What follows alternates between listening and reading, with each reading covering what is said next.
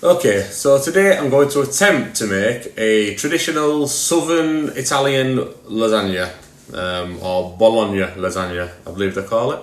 I couldn't get hold of any green pasta. I believe it has spinach in it. So I'm just going to be using regular egg sheets. I know it probably tastes a million times better with the green pasta, but I don't have the pasta roller for the sheets. I don't have any of that. So I'm just going to stick with these for today.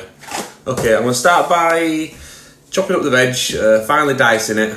I'll meet you at the chopping board. Right, so start by topping and tailing your carrot, and then just by peeling the outer skin.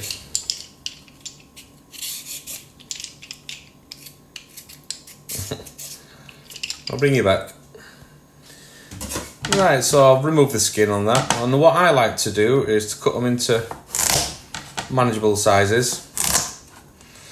Pop them aside. Just cut them down the middle. And then cut them into strips. You want these to be quite fine dices of carrot, also with the celery as well. So once I've got strips like so, what I'll then do, I'll do one for now just to show you. I believe they call it julienne, not quite sure. It is a little tedious, so my knife skills are not the best. So as you can see, if I can get to zoom, tiny little cubes. I'm going to do that for the rest of the carrot. And I'm almost there, an eternity later. If you have a food gadget that can make this quicker, then use that, because this takes forever. If you can hear drilling, that's my next door neighbour. They're having work done, so I apologise for that. Okay, that is the carrots now done. I'll do the celery just in a sec. I'm going to add these to the pot. Sorry, not a pot, I meant a large bowl. So I'll add those to this.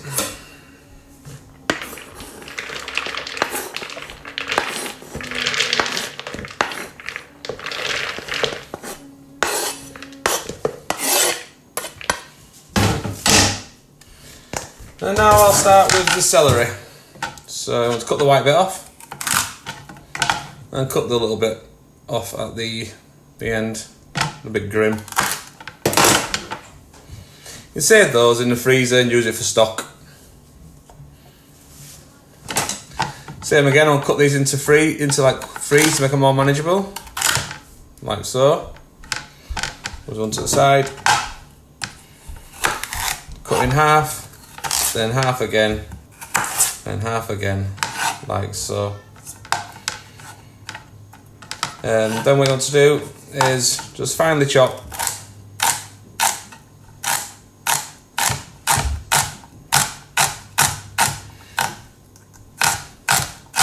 You don't want big lumps of celery or carrot in your lasagna.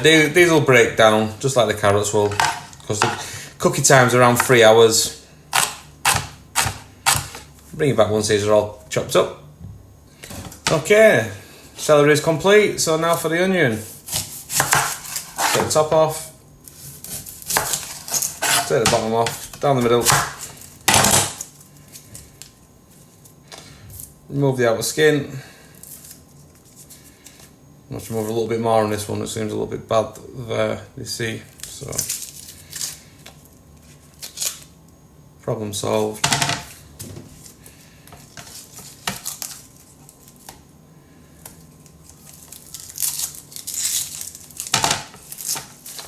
Okay, so for these you need to try cut it as fine as you can, so you want to go across the onion twice like so, and then you want to go down.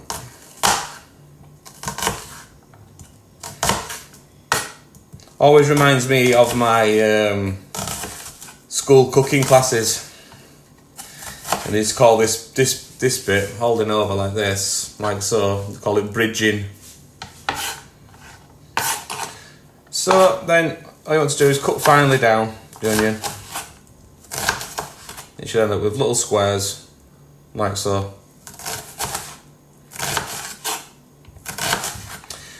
I'll bring you back when this is complete, before I start crying. Okay, so that's all the veg. Now all chopped up, as fine as I can get it. A few big bits in there, but I'm sure they'll break down. Okay, so now I want to start by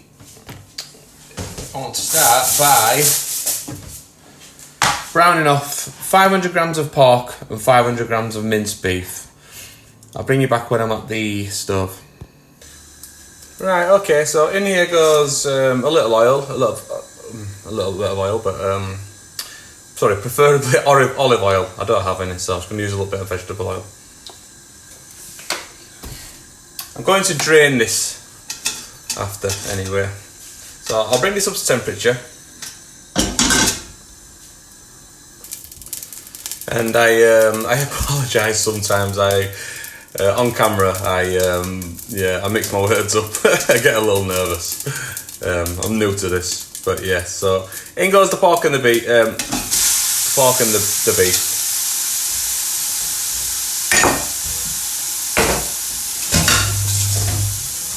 Okay. So I just want to brown these two off together.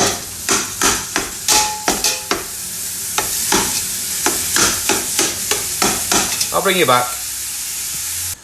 Okay, so I'm halfway there. What you want to do is make sure you go around and break any big bit up. You don't want any big bits at all in your lasagna. Okay, so almost there. So what we're waiting for is, see all that water and fat there. Wait for all the water to evaporate out. And then something called the Maillard effect will start to happen to the beef when it starts really browning. But yeah, drain this water, evaporate this water off first. If you can see that, I don't think I can see with the steam. I do apologise. Okay, so the moisture has now gone, and now you can see the fat beginning to render out of the beef, which will cause better browning, or the Maillard effect. So you want to keep moving this. Don't leave it too long, otherwise it'll stick and burn. You don't want it to burn because it'll be bitter. This part is pretty important, otherwise you'll just end up with grey, bland beef and pork, basically. You want that browning to happen.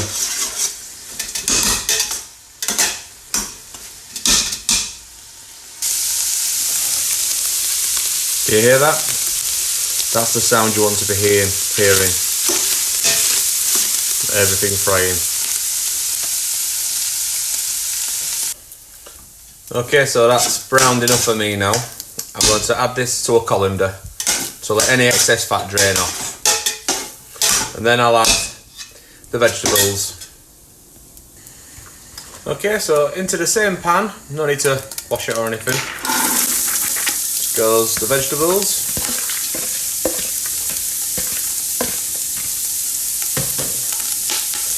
And you just want to cook this until the onions go translucent. Keep stirring. Add a little bit more olive oil if you like, to stop it catching.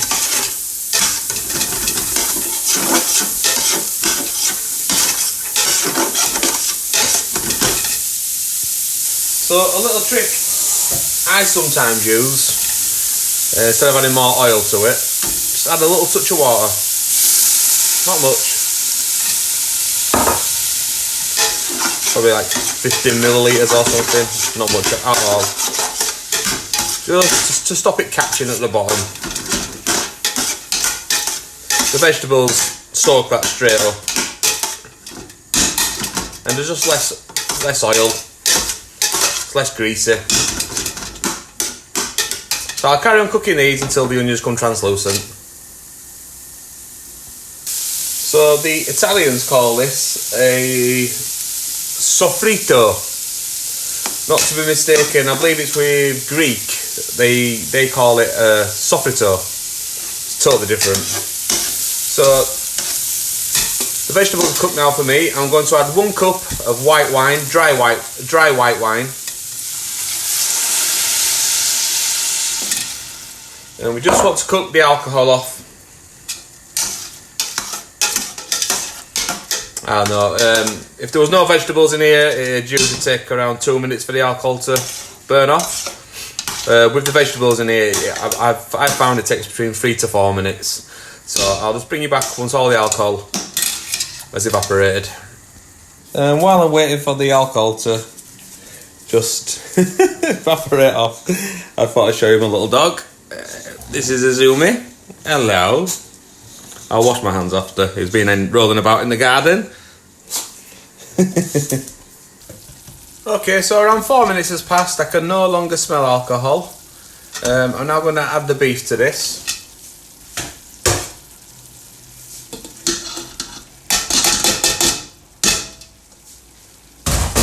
Give that a good mix. Then you want to add a tin of good quality chopped tomatoes.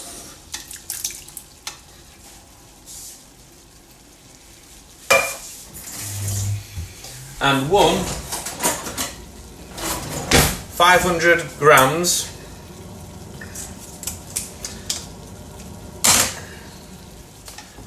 tub of passata.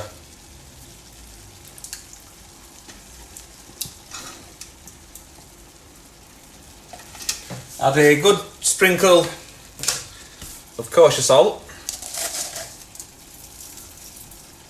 I add 2.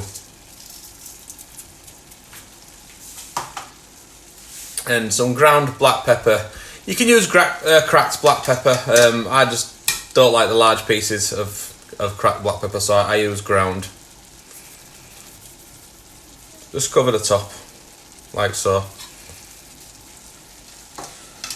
Mix all that well.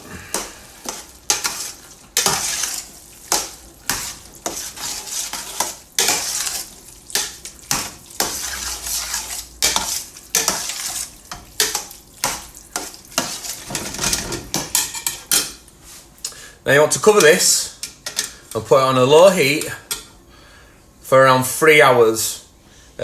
Checking every now and again that it's not catching at the bottom. If you find it's catching at the bottom, just boil a kettle of water and add a little hot water just to make everything loose again and not too thick.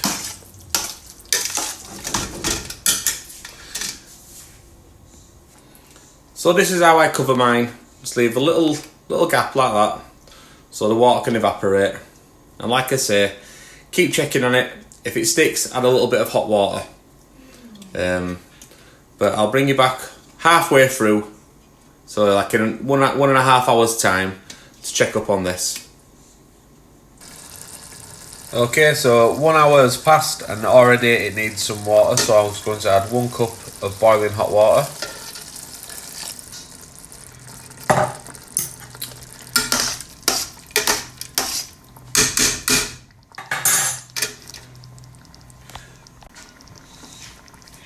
And then I'm just going to leave that again for another 2 hours, but I'll keep mixing, and any more water I'll add.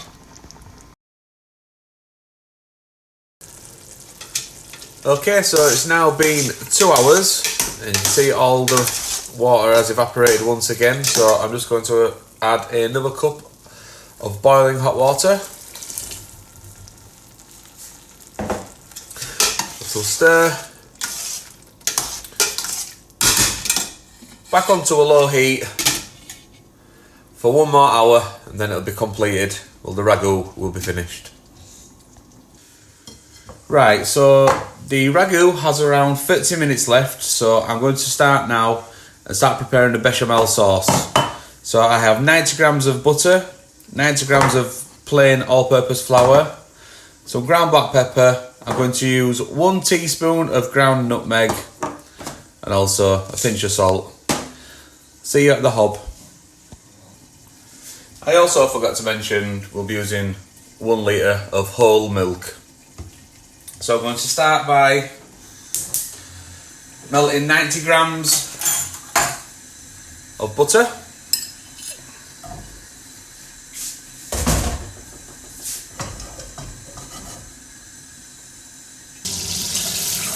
Keep the butter moving, you don't want it to burn.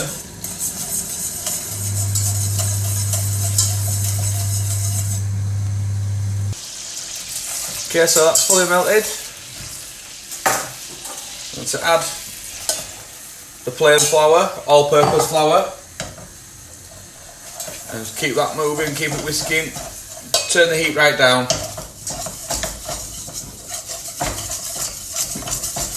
Just want to cook the flour out a little bit in the butter. It's susceptible to burning pretty easy, so control is key here. Keep it moving. Make sure you try and cook as much of that flour out as possible.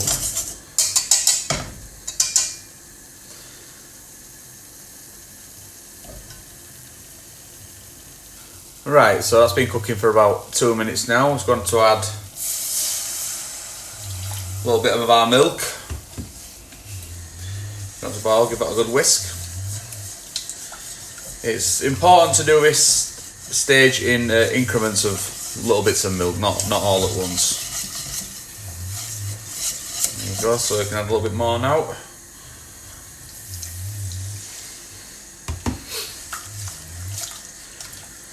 Without splashing it all over the kitchen.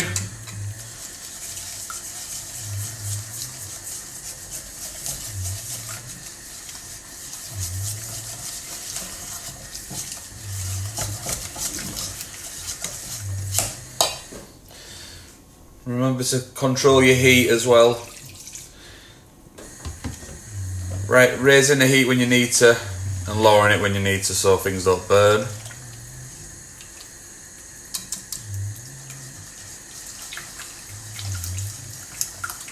Just keep whisking and scraping. Bits at the bottom and on the sides will burn if you don't remove them.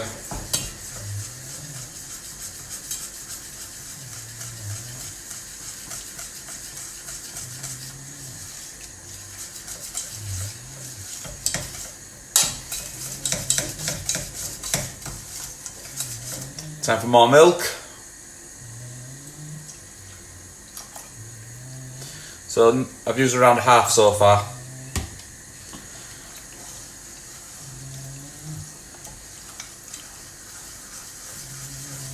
Continue this until all the milk has gone and you've got a thick creamy sauce. Okay, so I'm about to add the last little bit of our milk now.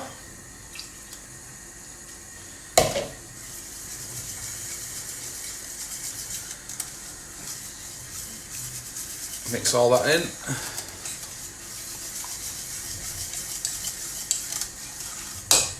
So turn that down. Going to add a teaspoon also of ground nutmeg.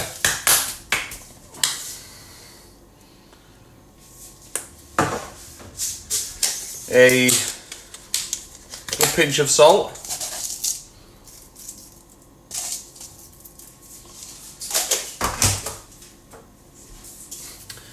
And some ground black pepper. Mix all that well.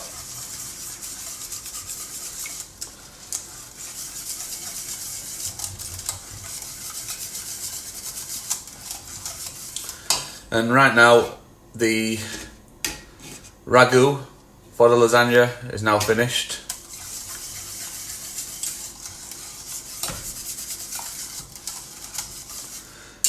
And that's it, bechamel sauce. complete.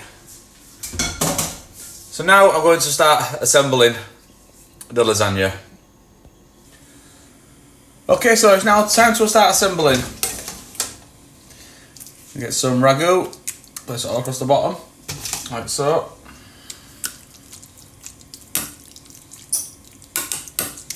I have the oven preheating as well, and gas mark 6. Then a bit of bechamel sauce.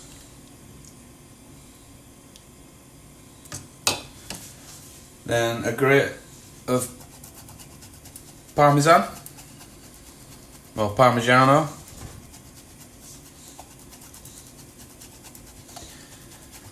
And I would like to use fresh egg pasta, but I can't get none, like I said in the beginning of the video, so I'm just going to use dry pasta sheets. And an Italian would probably have kittens. Anyway, so I've got what I've got. That's all I can use. For it to be called a lasagna, I believe it has to have spinach in the pasta sheet. So this technically can't be called a lasagna, but yeah, that's what I grew up with, being called a lasagna. So. And just repeat this. What I like to do is I like to press them down so as to get more layers. Not too much though. Repeat this till it's full. Apologies, I forgot. On each layer you want to put quite a lot of parmesan.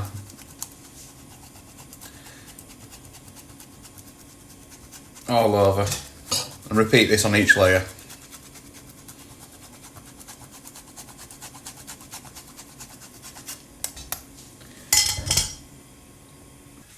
Okay, so I have now completed my layering. I believe it's around 4 layers. Let's cover the top with the rest of the bechamel.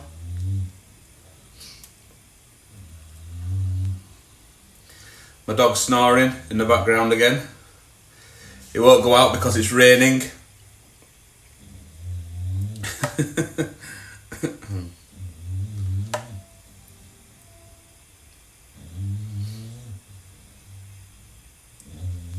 Okay. And then a good grate again of parmesan.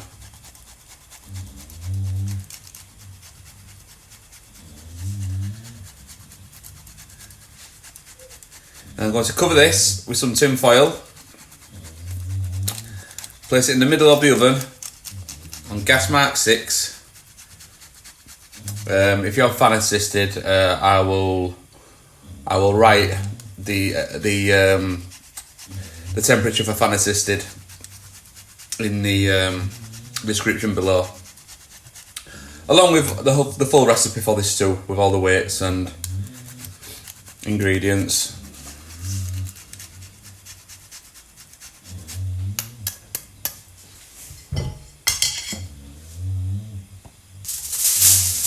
Okay, so I'm just going to cover this now.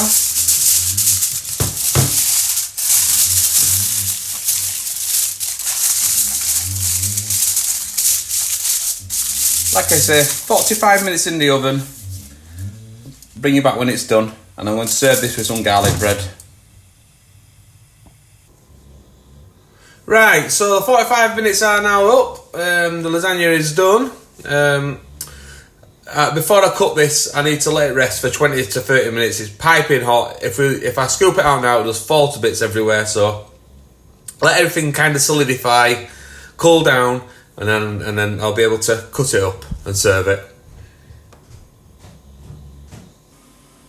Okay, so now finally, after 30 minutes, it's cooled down now enough. So I'm just going to cut myself a slice off.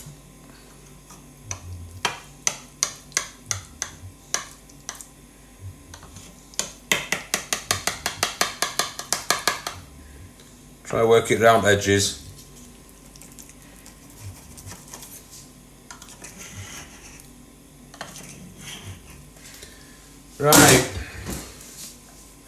Try and get this in without it all falling apart. Ah, we're under. There we go. Whoa.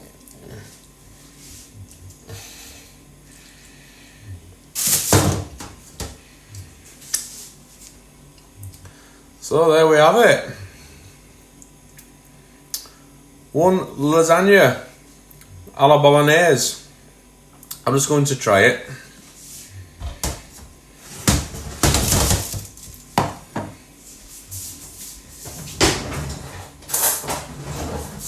I do have some garlic bread in the oven, but it won't be done for 10 minutes, so I'll just try this now. It's a little bit hot.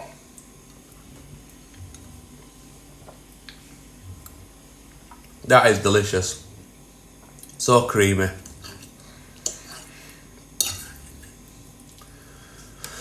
I recommend anyone should give this a go. If you do give it a go, like I always say, please consider subscribing, give us a like, and like I say, if you do give it a go, just put a comment in the description below to let me know. Absolutely delicious. Thank you very much for watching. If you liked this one, I have other videos, shepherd's pies, lots of crock pot meals. But yeah, thank you.